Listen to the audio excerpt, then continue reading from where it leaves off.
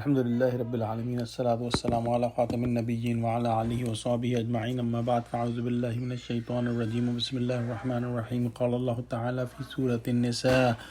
وَلَئِنْ عَصَابَكُمْ فَضْلٌ مِّنَ اللَّهِ لَيَقُولَنَّ كَأَن لَّمْ تَكُن بَيْنَكُمْ وَبَيْنَهُ مَوَدَّةٌ يَا لَيْتَنِي كُنتُ مَعَهُمْ فَأَفُوزَ فَوْزًا عَظِيمًا۔ ترجمہ: اور اگر خدا تم پر فضل کرے تو اس طرح سے کہ گویا تم میں اور اس میں دوستی تھی ہی نہیں، کہ افسوس کرتا اور کہتا ہے کہ کاش میں بھی ان کے ساتھ ہوتا تو مقصد عظیم حاصل کرتا۔ یعنی اگر مسلمانوں پر اللہ کا فضل ہو گیا، مثلا فتح ہو گئی یا مال غنیمت بہت سا ہاتھ میں آ گیا، تو جو یہ منافق ہیں سخت پچھتاتے ہیں کہ کیوں نہ مسلمانوں کے ساتھ گئے اور کیوں نہ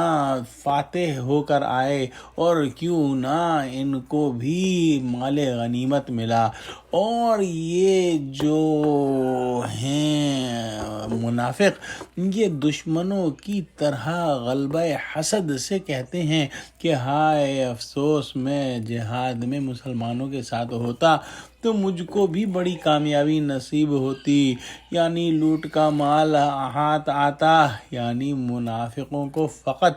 اپنی محرومی پر افسوس نہیں ہوتا بلکہ اپنی محرومی سے زیادہ مسلمانوں کی کامیابی پر حسد اور قلق ہوتا ہے۔ پچھلی آیت کے اندر ہم نے دیکھا تھا کہ جو منافق ہیں وہ جانا ہی نہیں چاہتے تھے، کیونکہ اللہ کی راہ میں نکلیں گے تو اپنی جان اور مال جو ہے دونوں لگانے پڑیں گے، اور اگر مسلمانوں کو